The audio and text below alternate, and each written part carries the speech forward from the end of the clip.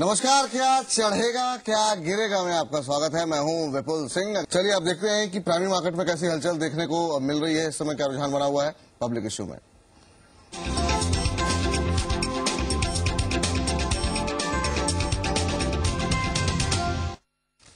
चलिए हमारे साथ रजत जुड़े हुए हैं। रजत बताइए कि क्या कुछ खास हलचल देखने को मिल रही है। 2 आईपीओ खुले हुए हैं, हालांकि 2 छोटे आईपीओ ही हैं।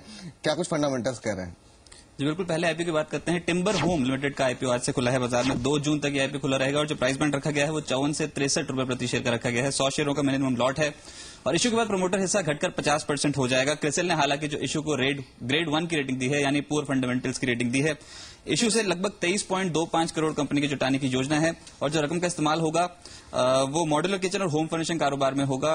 वहां मॉड्यूलर किचन और होम फर्निशिंग कारोबार में ही कंपनी ऑपरेट करती है और जो रकम का इस्तेमाल होगा वो नई मशीनरी खरीदने में और नए स्टोर्स खरीदने में होगा। अगर स्टोर्स के बारे में बात करें तो कंपनी का जो मॉडल है वो फ्रेंचाइजी नेटवर्क के जरिए कंपनी कारोबार करती है। लगभग 81 फ्रेंचाइजी स्टोर्स हैं जिसके जरिए बिक्री करती है कंपनी और खुद की मैन्युफैक्चरिंग होने से यहाँ पर प्राइसिंग पावर कंपनी के पास है। कम कीमत में मॉड्यूलर किचन तैयार कर सकती है जो दूसरे पीयर्स हैं उनके मुकाबले। साथ ही साथ नेगेटिव्स की बात करें तो फर्निशिंग इंडस्ट्री में वैसे ही काफी अनऑर्गेनाइज सेक्टर है और कंपटीशन लगातार बढ़ता चला जा रहा है। मार्जिन्स हालांकि कम है पर यहाँ पर कंपटीशन जिस तरीके से पैन आउट हो रहा है आने वाले समय में उसमें दिक्कत हो सकती है और ब्रांड पावर काफी कम है, ब्रांड रिकॉल काफी कम है कंपनी का और फ्रेंचाइजी स्टोर्स पर निर्भरता ज्यादा है। लगभग 97% यहाँ पर जो स्टोर्स हैं वो फ्रेंचाइजी स्टोर्स हैं और खुद के जो स्टोर्स हैं कंपनी के वो मात्र 3 स्टोर्स खुद के हैं। तो ये कुछ नेगेटिव्स रह सकते हैं कंपनी के आने वाले समय में। इसके अलावा एक और आईपीओ बाजार में खुला हुआ है वो है। चलिए इस पर जो आपने 2 आईपीओ के ऊपर जानकारी दी है उस पर एक मैनेजमेंट भी हमारे साथ मौजूद है। टिम्बर होम का जो आईपीओ खुला हुआ अनंत मालू साहब हमारे साथ मौजूद है, सीएमडी टिम्बर होम के। मालू साहब बहुत बहुत स्वागत है आपका। काफी सारी विस्तार योजनाएं हैं। ये जो 23 करोड़ रुपए जुटाने जा रहे हैं किस तरीके से यूटिलाइज करेंगे सर आप इसे? जैसे आपने बताया अभी कि हम लोग फ्रेंचाइजी मॉडल से ऑपरेट कर रहे हैं और इस समय हम लोग जो एक्सपांशन कर रहे हैं उसमें हम कंपनी ओन स्टोर खोलने वाले हैं। 20 लार्ज फॉर्मेट स्टोर्स खोलेंगे जिसमें मॉड्यूलर किचन और फर्नीचर रिटेल होगा। टिम्बर एक इंटीग्रेटेड मैन्युफैक्चरर है। हम लोग का 3 मैन्युफैक्चरिंग प्लांट है और हम लोग बेसिक रॉ मटेरियल सारे कंपोनेंट्स खुद मैन्युफैक्चर करते हैं और वही चीज हम लोग रिटेल कर रहे हैं। तो जी जी मालू साहब सुन पा रहे हैं आप मुझे? जी मालू साहब ये जानना चाहेंगे आगे चलते हुए। जी हाँ बताइए। आगे चलते हुए हम लोग मॉड्यूलर किचन जो हमारा फ्रेंचाइज मॉडल से जो ग्रो कर रहा है उसी हिसाब से ग्रो करेगा और हम जो फर्नीचर मार्केट में एंटर कर रहे हैं जिसमें हम लोग सॉलिड वुड और प्लाईवुड से फर्नीचर बनाएंगे जो एग्जिस्टिंग फर्नीचर जो अवेलेबल है मार्केट में उससे काफी अलग है। तो वो लार्ज फॉर्मेट स्टोर्स होंगे, उसके लिए प्रोसीड्स यूज किए जाएंगे जो हम आईपीओ से रेज कर रहे हैं।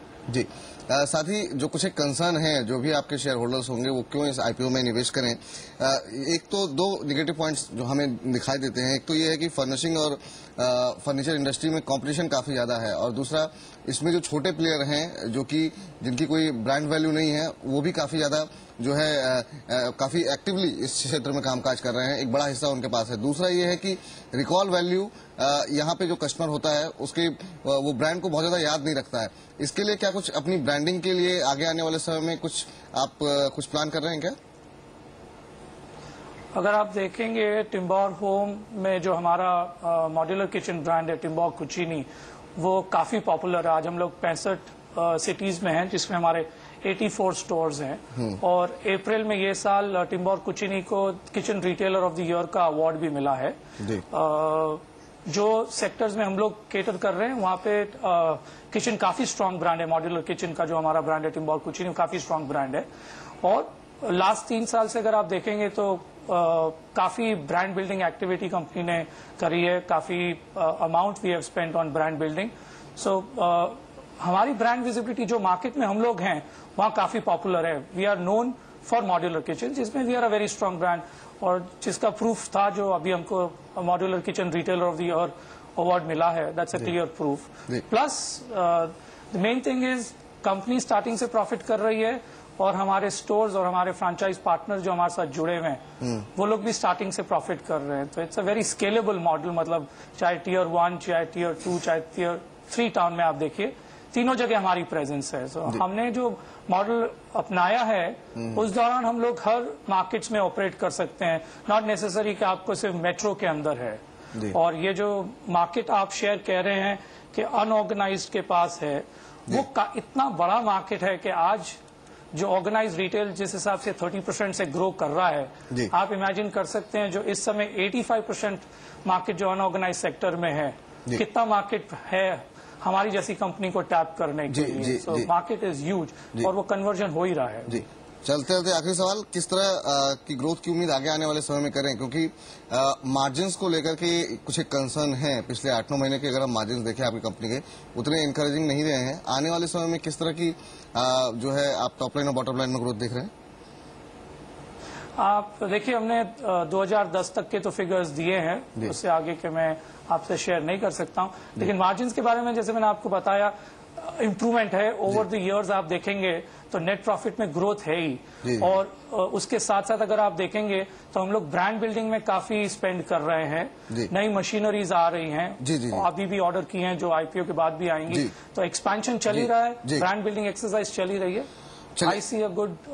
बिल्कुल बिल्कुल मालू साहब, बहुत बहुत शुभकामनाएं आपको आने वाले समय के लिए, इस आईपीओ के लिए बहुत बहुत धन्यवाद। और जब ये आईपीओ आ जाएगा उसके बाद दोबारा लिस्ट होने के बाद हम आपसे बातचीत करेंगे। चलिए अब बाजार पे नजर डालते हैं। तो ब्रेक लेते हैं, छोटे से ब्रेक के लिए रुकते हैं और इस छोटे से ब्रेक के बाद होगी बाजार की सबसे बड़ी हलचल। 11:45 छोटे से ब्रेक के बाद लौट रहे हैं।